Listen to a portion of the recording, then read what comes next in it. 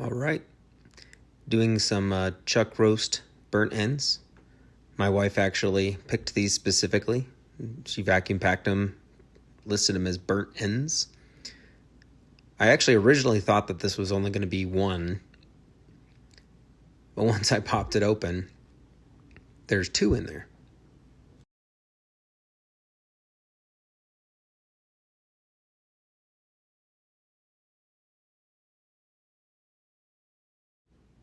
Now, to get a good smoke ring, you've got to make sure that they're nice and smooth all the way around. You want to try and keep them as uniform as possible. This one's got a little tail on it. This one's beautiful.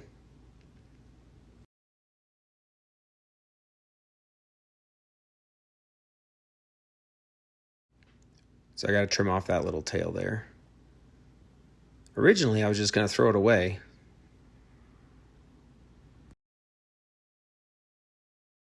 I think I might end up keeping it though. Covering with oil, it helps the seasoning stick.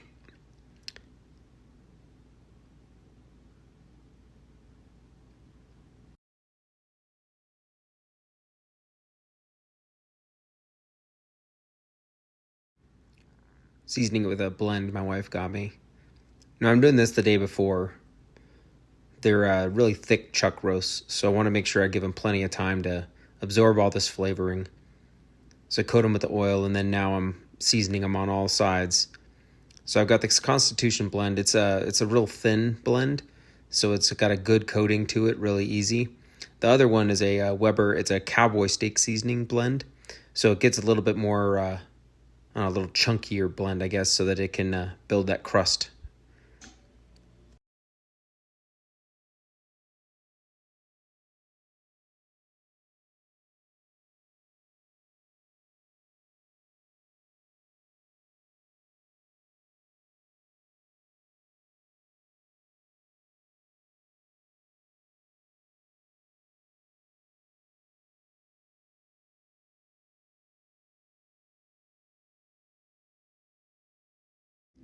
Now, depending on the roast, I'll dry brine it, or I'll just put it in a Ziploc when it comes to beef. For these, I put them in a Ziploc just because I didn't want to lose any of the moisture from the meat itself. But a lot of times with steaks or thinner cuts, I'll actually just dry brine it. That's the cowboy seasoning from Weber. So I'm going to put this one in a Ziploc bag using the open with my mouth and blow method.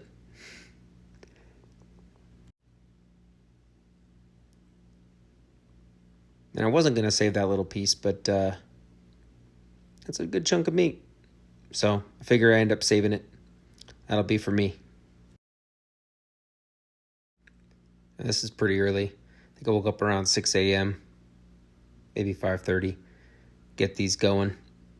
So they've seasoned all night in the bag. Nice and moist. It's a little extra piece for me. So I'm basically going to be pulling these out, getting them set. My Traeger's already heated up to 225.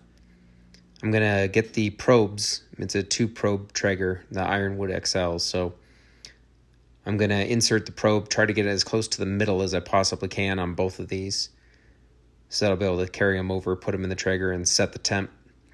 I'm going to make this first cook up to 160. And then I'm going to aim to wrap it with butcher paper and put it back on.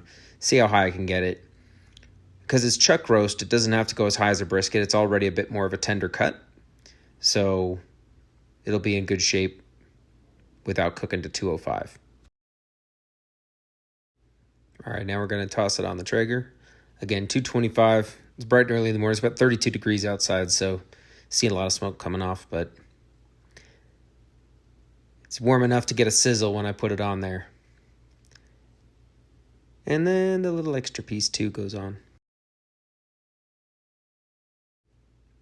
Made it up to 160.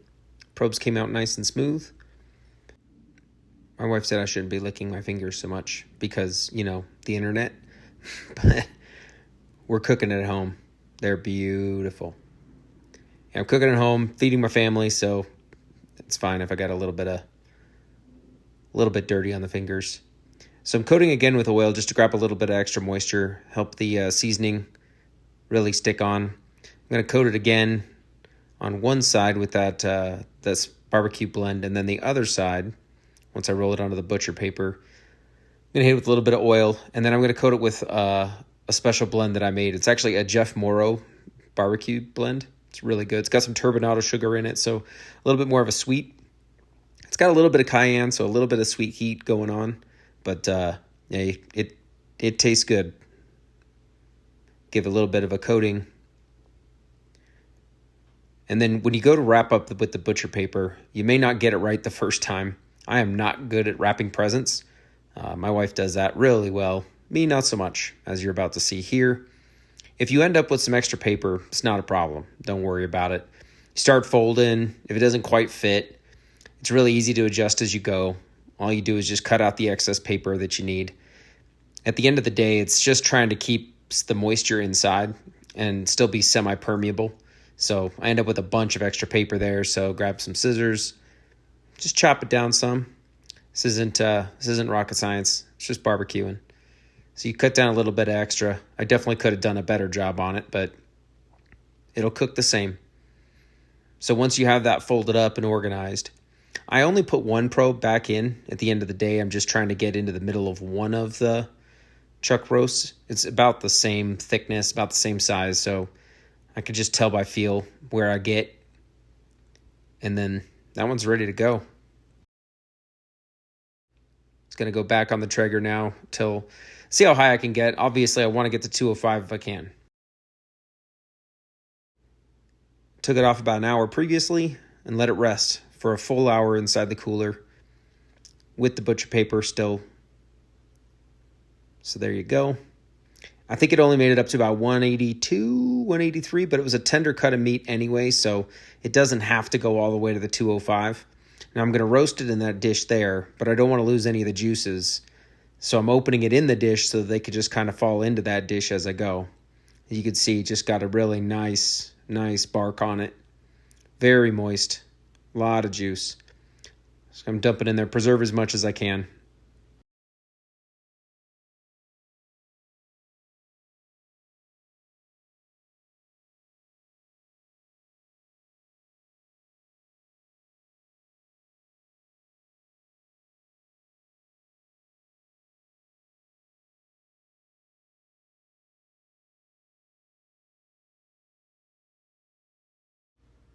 Now it's just time to cut it down.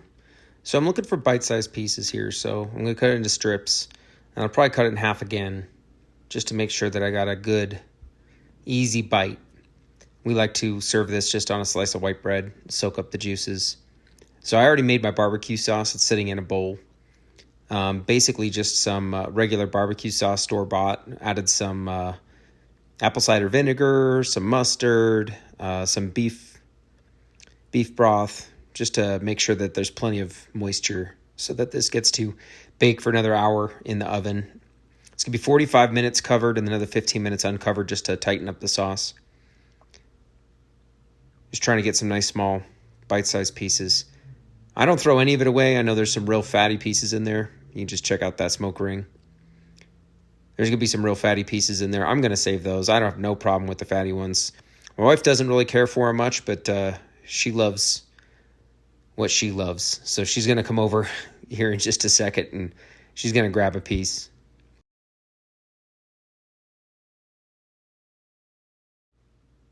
Yep. She's going shopping right now for one of the pieces she wants. She's going to take that piece, make it a little smaller, dip it in the barbecue sauce, give it a little test. And then you can see she just loves me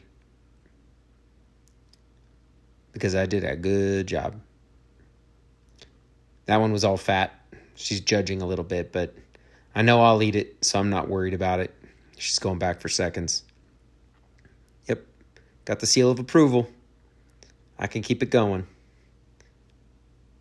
So I'm going to finish cutting up all the pieces, make sure they're in nice bite-sized pieces, and then I'm going to take the barbecue sauce and kind of drizzle it over it. I'm trying to make a nice even layer in the pan. You can't really tell. My camera angle is not great. I apologize, but making a nice even layer in the pan so that everything gets a little bit of a coating of the barbecue sauce and plenty of juice for everything just to kind of soak in and create that burnt end stickiness.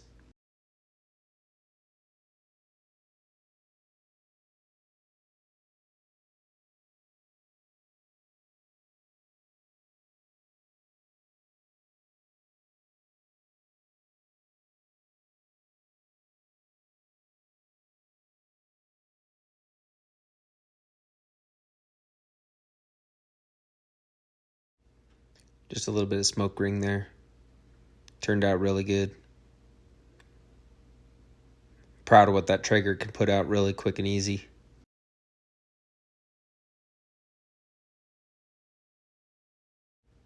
I guess quick is relative.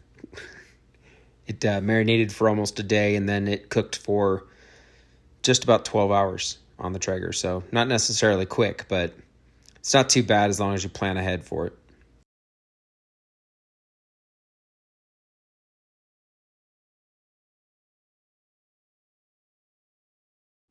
And they don't all quite fit, so I got to eat a couple of them just to make sure that the quality's good. Happy daddy. Now for the barbecue sauce, hitting it with the whisk real quick, just breaking it up a little bit, making sure it's ready to go. And just kind of eyeball it. I didn't have a specific amount that I was aiming for, but I've done this a few times, so I have a pretty good idea of how much I need. And it's a little bit thin, but it's going to bake in, and it's going to tighten up as it goes. So I got to wash my hands a little bit before I grab the foil. I'm going to basically cover that tin with some foil and make it nice and tight so that it can bake and boil inside there, absorb the juices. The meat's still nice and hot, so it's still ready to absorb all the juices. So I'm going to coat it in there, and it's basically going to steam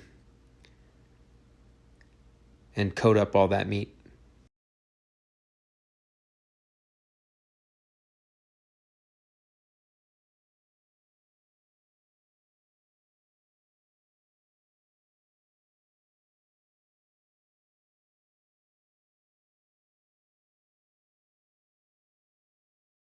And here's the finished product.